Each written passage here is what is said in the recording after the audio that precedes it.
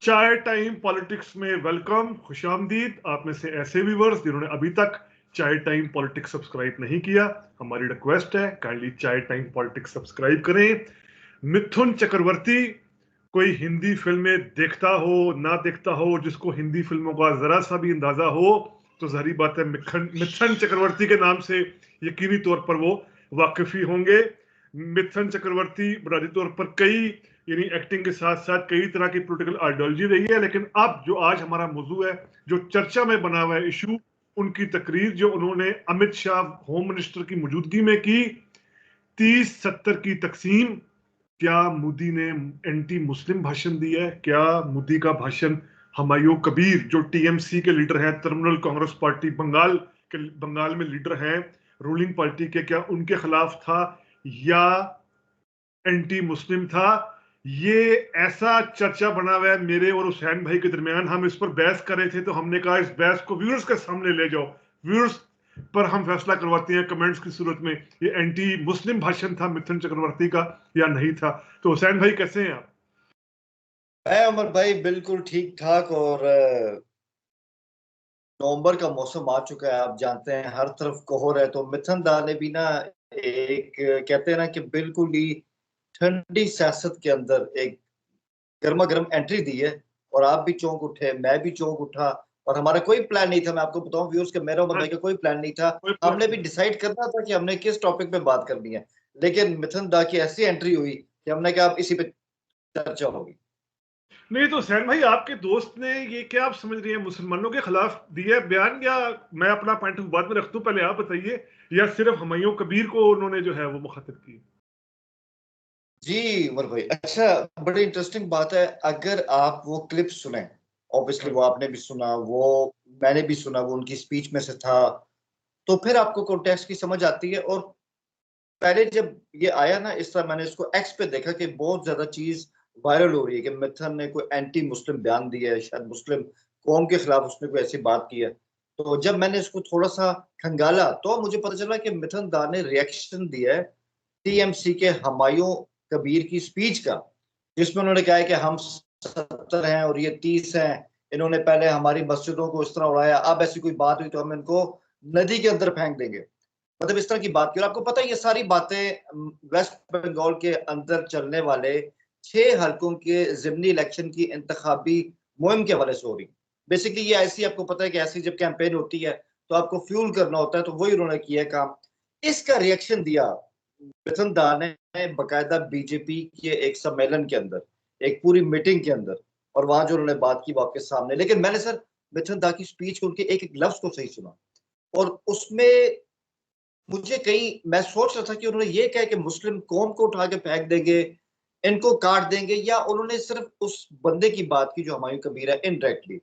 तो मैं इतना कहूंगा कि थोड़ी सी सेविंग ग्रेस है कि मुस्लिम कौम के हवाले से उन्होंने बात नहीं की। लेकिन एक पॉइंट इसमें बहुत ज्यादा आग लगाने वाला उनका था, लेकिन वो मैं आपसे आगे जाके करूंगा डिस्कस। नहीं हुसैन भाई, एक्चुअली ऐसी बातें सिंबॉलिक वे में ही की जाती है ना। इंडिया जैसे मुल्क में, जो इतना बड़ा मुल्क है, जहां पर करोड़ों की तादाद में मुसलमान भी हैं, क्रिश्चियनिटी भी है, यहूदी भी रह रहे हैं, मुसलमानों के अंदर तमाम फिरके इंडिया के अंदर बस रहे हैं, हिंदू आइडियोलॉजी की फिर वहां वाज़ेह अक्सरियत है। वहां पर जो मैंने देखा है, जो बीजेपी के लीडर्स हैं और आरएसएस के लीडर्स हैं, कट्टर लीडर, मोदी तो अभी आज की चीज है ना, मोदी को तो आज की नस्ल क्या समझती है, लेकिन बीजेपी के लीडर्स लाल कृष्ण आडवाणी, वाजपेयी, उससे पहले जनसंघ की बुनियाद रखने वाले डॉक्टर श्यामा प्रसाद मुखर्जी, या इवन जो आरएसएस के पुराने लीडर्स थे, गुलवारकर जैसे, हिंदू महासभा में सावरकर जैसे, वो यार तरीके से इस तरह की जुबान का इस्तेमाल करते हैं ना, तरीका सिंबॉलिक वे में ही करते हैं। अभी आज के लोगों के लिए ताजा मिसाल है कि मोदी ने जब लोकसभा इलेक्शन की कंपेनिंग की थी, तो इन्होंने घुसपैठी की टर्मिनोलॉजी यूज की थी कि कांग्रेस घुसपैठियों को आपका दे देगी सारे का सारा। इस तरह मुंह से नाम निकालकर मुस्लिम कौम को ऐसे कर देंगे मुस्लिम, वो तो कोई कहता भी नहीं है ना। बहुत रेयर होता है कि वो नाम लिखकर कहते हैं, वो भी तरीके से। अब सावरकर जो इन सब का गुरु है, हिंदुत्व के लोगों का गुरु है, उसने भी अपनी किताब में लिखा है कि जो इंडिया को फादरलैंड नहीं मानता, पितृभूमि, अगर मैं सही प्रोनाउंस करूं, पितृभूमि नहीं मानता, वो फिर भारतीय नहीं है। अब वो उनका वाजे मकसद था कि मुसलमान और क्रिश्चियंस, तो मिथुन जैसे एक्टर्स या जब इस तरह की इवन जो पॉलिटिशियन भी बात करते हैं सिंबॉलिक वे में करते हैं ना, तो ये 30 और 70 की तकसीम करके उन्होंने आपके ख्याल से बंगाल के अंदर ही नहीं डिवीजन करने की कोशिश की? आप ये कह रहे हैं कि मिथुन ने ये तकसीम की कोशिश की है? मैं ये कह रहा हूं कि हुमायूं कबीर तक अगर ये होती बात, तो मिथुन वो नाम लेकर कहते कि मैं यहाँ हुमायूं कबीर या उन जैसे चंद लोगों से मुखातब हूं। वो तो सीधा हुमायूं कबीर जिस तरह का भड़काऊ चीज चाहते थे, 70-30 की तकसीम, 70% हिंदू 30% मुस्लिम, वो उस तकसीम में आ गए कि फिर हम 30 वालों को ये कर देंगे। तो वो तो स्ट्रैप में एक लिहाज मुझे से फंस लगता गए। मुझे लगता है उमर भाई कहीं ना मिथुन शायद अब राजनीति को सीरियस कुछ कुछ ले रहे हैं। जिन्होंने कहा ना कि मैं 10 दिन कैंपेन के लिए आज हाजिर हूं, मैं कैंपेन करूंगा, काम भी करूंगा 20 क्योंकि दिन, पेट भी मैं 20 दिन कंपेन हाँ, करूंगा, 10 दिन कम। 10 दिन काम करूंगा क्योंकि पेट भी पालना है। हाँ लेकिन ये जो है ना उनकी चीज है, और फिर आपको भी पता है सर, मुझे भी पता है, एक ना मिथुन का थोड़ा सा बैकग्राउंड चल रहा है 2019 से। ताशकंद फाइल्स आ रही है, कश्मीर हाँ, फाइल्स आ रही है, और उन प्रोपेगेंडा फिल्मों में जिस तरह हिस्ट्री को ट्विस्ट किया गया है, मिथुन का उसमें एक बहुत अहम रोल रहा है इन दोनों फिल्मों के अंदर। ठीक है। जी जी तो ये जो है ना कहीं वो आपकी बात बिल्कुल सही है। जैसे हम आपस में बात करते थे कि कई ऐसे और भी फिल्मी सितारे हैं जो कि बीजेपी की आइडियोलॉजी के बहुत क्लोज है। तो मिथुन ना अब मुझे लग रहा है कोई सियासी भूमिका अदा करना चाहते हैं वेस्ट बंगाल के अंदर, जो बीजेपी की जरूरत भी है कि हमें भी एक ऐसा चेहरा मिले जो यहाँ बिके। तो मुझे यही लग रहा है कि वो कोई सियासी इनिंग खेलना चाह रहे हैं, इसलिए उनको उन्होंने अपने आप को इस्तेमाल होने दिया है। लेकिन उमर भाई एक सवाल मेरा आपसे, आपने पीछे एक बात की थी, आपने कहा कि ऐसे कोई कहता नहीं कि भाई एक कौम के तौर पे मुसलमानों के बारे में ऐसी बात करे, हर कोई सिंबल इस्तेमाल करता है बड़े आपकी बात। लीडर। हाँ, लेकिन सर ये भी तो है ना, कई हमने देखा, अब मैं किसी का नाम स्पेसिफिक अभी ले नहीं सकता, बीजेपी के ही कई लोग या उसके आइडियोलॉजी के रखने वाले कई लोग, उन्होंने कई मुस्लिम एक्टर्स को, कई मुस्लिम एक्टिविस्ट को, कई मुस्लिम इंडियन सियासतदानों को भी कहा कि तुम लोग चले जाओ पाकिस्तान। अब जब वो कहते हैं ना चले जाओ पाकिस्तान, वो फिर एक मनहसूल कौम ही बात कर रहे होते हैं। हुसैन भाई आप सही कह रही हैं, ये बीजेपी का जो फ्रिंज एलिमेंट होता है ना, जिसको बीजेपी ने खुद फ्रिंज एलिमेंट कहा हुआ है, ये वो याद है कि वो एक लेडी थी, अब मैं नाम नहीं रिकॉल कर पा रहा उनका, आप मुझे बता देंगे, जिन्होंने टीवी पर कोई तौहीन की थी और मुसलमानों के जज्बात मजरूह हुए थे प्रॉफिट सल्लल्लाहु अलैहि वसल्लम के हवाले से ना, उन्होंने कोई बात की थी, मेरा नाम नहीं रिकॉल आ पा रहा बीजेपी की। तो मुस्लिम दुनिया की तरफ से बड़ा सख्त रिएक्शन आया था, और फिर उस रिएक्शन पर यानी इवन कतर अरब ममालिक, उस रिएक्शन पर बीजेपी ने कहा था ये हमारे फ्रिंज एलिमेंट है जो इस तरह की बातें करते हैं, हम मेन स्ट्रीम में इस तरह की बातें नहीं करते, आप जो बातें कर रहे हैं वो मैं फ्रिंज एलिमेंट्स मानता हूं। नीचे नारे लग रहे, जब बाबरी मस्जिद को तोड़ा जा रहा था तब ये नारे लग रहे थे, बाबर की औलादो भाग जाओ पाकिस्तान वरना भारत को बना देंगे तुम्हारा कब्रिस्तान। लेकिन ये नारा वाजपेयी या लाल कृष्ण अडवाणी अपने मुंह से नहीं निकाल रहे थे, वहां पर खड़े होकर अपने मुंह से बात नहीं कर रहे थे। तो ये इस तरह के फ्रिंज एलिमेंट होते हैं जिन्हें जिन्हें जिन्हें बढ़ोतरी और ताकत ऊपर से देखकर ही मिलती है। यानी मोदी ने अगर घुसपैठी वाली तकरीर ना की होती तो शायद आज मिथुन चक्रवर्ती ये वाली लैंग्वेज इस्तेमाल ना करते। आप समझ रहे हैं, एक लीडर हल्की सी बात करता है, नीचे फिर वो बात बढ़ जाती है। लेकिन फिर आप ये भी देखें, जो मैं अभी शुरू में कहा, मतलब अभी मैंने कहा ना कि एक चीज उसको मैं बाद में डिस्कस करूंगा उनकी स्पीच की, सर वो ये उमर भाई, उस पर मैं आपका टेक चाहता हूँ, फिर उसको जरा एनलाइटन करें। जो उन्होंने कहा ना कि तुम हमें अगर नदी में बहा दोगे तो हम भी यही करेंगे, ठीक है, हम भी यही करेंगे, और कहा हम तुम्हें तुम्हारी जमीन में पहुंचा देंगे। अब ये जो तुम्हारी जमीन का कॉन्सेप्ट है ना, इधर थोड़े से इन्वर्टेड कॉमास आते हैं कि आप किस जमीन की बात कर रहे हैं। ये जो है ना पॉइंट, यहाँ पे फिर आता है कि यार वाकई ये शरारत है। अब ये नहीं कह सकते यहाँ पे उनको मुकम्मल तौर पर बरी जुबान नहीं किया जा सकता। ये शरारत है उसमें भाई, ये मैंने आपको पहले भी ऑफ द रिकॉर्ड भी कहा था यार कि ये इस तरह की बात एक एक्टर से, अब हमें असल में ये चीज खोजने की जरूरत है चाइल्ड टाइम पॉलिटिक्स में यार, कि इस तरह का रवैया एक्टर को या एक्ट्रेसेस को यानी फिल्म इंडस्ट्री से जुड़े बंदों को इख्तियार करने नहीं चाहिए। हमें दुख होता है जब कई एक्टर जो बड़े स्टार होते हैं, जिनकी फॉलोइंग सिर्फ इंडिया में नहीं होती बल्कि दुनिया भर में होती है, जहां भी वो इस तरह के बयान देते हैं, जैसे अभी हाल ही में, खैर वो इतनी बड़ी एक्ट्रेस नहीं है, कंगना रनावत जिस तरह के बयान देती है, फिर जो है चले कंगना रनावत का बोला स्ट्रेचर नहीं है, लेकिन आज भी बड़ा सिखों को बड़ा दुख होता है इस चीज का जब सिख याद करते हैं कि 31 अक्टूबर 1984 को इंदिरा गांधी की हलाकत के बाद अमिताभ बच्चन से जो बयान मंसूब किया जाता है कि बदला लेना है हमने और सारा करके, आज भी सिख उस चीज को दुखी होते हैं कि यार अमिताभ बच्चन साहब को ये बात नहीं करनी चाहिए थी।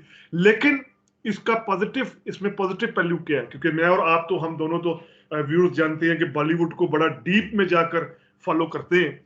बॉलीवुड के अक्सर जो स्टार्स हैं, अक्सर एक्टर और एक्ट्रेसेस हैं, वो इन चीजों से दूर है हुसैन भाई। खुशाइन बात ये है, इवन बीजेपी के अंदर, बीजेपी के कई ऐसे, अभी हेमा मालिनी जो है बीजेपी की एक बड़ी लीडर है, विनोद खन्ना बीजेपी के लीडर रहे हैं, परेश राहुल बीजेपी के लीडर रहे हैं, कई बीजेपी के एक्टर और एक्ट्रेसेस नहीं, वो कभी भी इस तरह की बातें नहीं करते।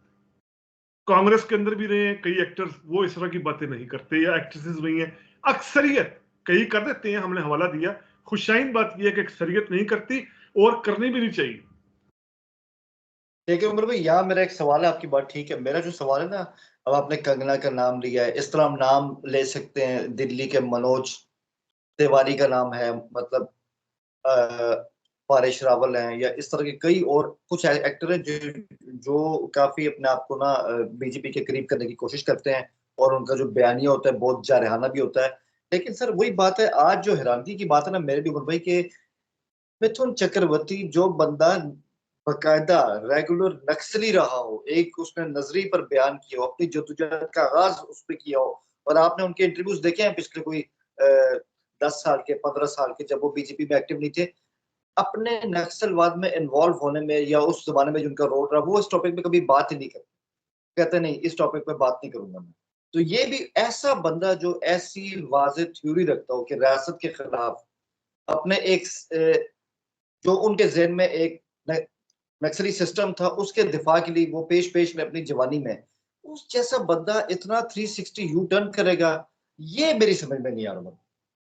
नहीं हुसैन भाई, ये आप चीज को बहुत ज्यादा रोमांटिक अंदाज से देख रहे हैं। एक बंदे की नौजवानी की, एक बंदा नौजवान लड़कपन में नक्सल बाड़ी रहा, उसके बाद याद रखिए वो एक स्टार रहा।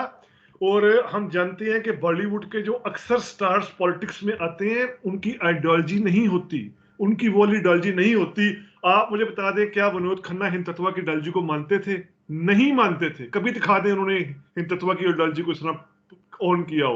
परेश राहुल हिंदुत्व को उन्होंने कभी प्रमोट नहीं किया, बल्कि वो तो ओएमजी जैसी फिल्में करते रहे। और भी कई इस तरह की मिसालें हैं।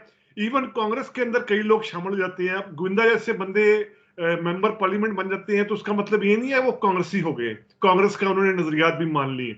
तो मिथुन तो आपने खुद कहा, मिथुन तो, हाँ जी, अब हर कोई सुनील दत्त तो नहीं बन सकता। सुनील दत्त, बड़ी अच्छी मिसाल दी आपने।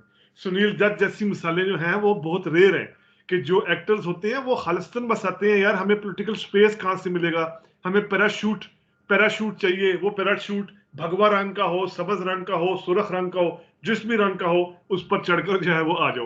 तो इस वजह से मेरे लिए ये बात ना कि वो नक्सली रहे या इस तरह रहे, यार इस तरह वो ममता बनर्जी की भी हामी रहे। आप जानते हैं कम्युनिस्ट पार्टी के खिलाफ वो टीएमसी के हम ही रहे हैं, मिथुन चक्रवर्ती, ठीक है। तो ये एक्टर्स का जो है ना, ये बस बहुत कम होता है। आपने बड़ी अच्छी मिसाल दे दी सुनील दत्त की, या उससे पहले बलराज साहनी जैसे बंदे कम्युनिस्ट होते थे। यानी कम मसाले इस तरह के। मैं अमर भाई बिल्कुल आपकी बात से एग्री करता हूँ, और अफसोस इस बात का है कि जो मैं ना कमेंट्स, ऐसा पता क्या, जनता की असल आवाज जो मिलती है ना सर, वो मिलती है आपको जब जब यूट्यूब के कमेंट सेक्शन में जाते हैं। वो जो जनता की आवाज नीचे आ रही होती है ना, लोग अपने कमेंट्स में बात कर रहे होते हैं। आज मैंने देखा कि मिथुन की स्पीच के बाद एक लंबी लाइन लगी थी ऐसे अवाम की, वो कह रहे थे कि हम इनको अपना हीरो समझते थे, लेकिन आज जो उन्होंने जुबान इस्तेमाल की, में बड़ा दुख हुआ है, क्योंकि हम कम से कम इनसे ऐसा एक्सपेक्ट नहीं करते। इनका एक इमेज ही और था हमारे लिए, हमेशा इनको गरीबों का हीरो कहा जाता था, और उनके रोल भी ऐसे होते थे। लेकिन आज जो उन्होंने मतलब ये स्पीच की है, ठीक है उसका कॉन्टेक्स्ट कुछ भी हो, लेकिन लोग होते हैं वो जज्बाती तौर पे इनके साथ जुड़े होते हैं, उनको काफी निराशा हुई है इनके साथ। बिल्कुल बिल्कुल ऐसी और बंगाल जैसे जहां पहले ही पोलराइजेशन बहुत ज्यादा है। बंगाल ऐसा सूबा है जो बड़ा हसास सूबा चला आ रहा है, सेंसिटिव सूबा चला आ रहा है हिंदू मुस्लिम के हवाले से। वहां पर बीजेपी खैर ये पूरी कोशिश करती आई है हिंदुत्व का कार्ड खेलने की। अब वो अपने साथ मिथुन को भी मिलाकर इस तरह कर रही है। तो हम तो हुसैन भाई इस प्लेटफॉर्म से निंदा ही करेंगे किसी भी एक्टर की, वो कोई भी एक्टर हो, एक्ट्रेस हो, जिसकी फैन फॉलोइंग हो, जिसको लोग मानते हो, उसको ऐसे बयानात से, ऐसे एक्सट्रीमिज्म से इज्तनाब भी करना चाहिए। ठीक है, अगर आप बीजेपी के नजरिए को, आइडियोलॉजी को मान गए तो फिर भी आपको वो 70-30 वाली बात, मिनॉरिटी मेजॉरिटी वाली बात नहीं करनी चाहिए। आप नाम लेकर हुमायूं कबीर को जो मर्जी बुरा भला कहें, उसके खिलाफ केस करने की बात करें, उसके खिलाफ अदालत जाने की बात करें, लेकिन ऑल ओवर कह देना कि हम भी फिर वहां फेंक देंगे उस जमीन पर, ये बात जी कुछ कहना चाहते हैं? आखिरी बात, मैं हम दोनों, हम यहाँ पे हुमायूं कबीर को भी कोई रियायत नहीं दे रहे, जिन्होंने पहले ये बात की और उन्होंने कहा कि हम इस तरह कर देंगे, उस तरह कर देंगे, उसके रिएक्शन में मिशन दाने का वो भी उन्होंने गलत कहा। लेकिन जहां से बात शुरू हुई है, जो हुमायूं कबीर ने जो बात किया, हम उसकी भी मजम्मत करते मजम्मत करते हैं। हम हर तरह की पोलराइजेशन की, हर तरह की नफरत की, हर तरह के हेट्रेड की मजम्मत करते हैं। हमारा तो ये प्लेटफॉर्म देखने वाले लोग जानते हैं कि हम हर तरह के हेट्रेड, नफरत, पोलराइजेशन से नफरत करते हैं प्लस प्लेटफॉर्म के जरिए जो हमें मौका मिला हुआ है चाइल्ड टाइम पॉलिटिक्स का। तो मिथुन चक्रवर्ती के इस मुतराजा कंट्रोवर्शियल स्टेटमेंट पर किया गया ये वीलॉग, उम्मीद करते हैं आपको पसंद आया होगा। अगर पसंद आया है तो काइंडली सब्सक्राइब कीजिए चाइल्ड टाइम पॉलिटिक्स। बहुत शुक्रिया। All the best.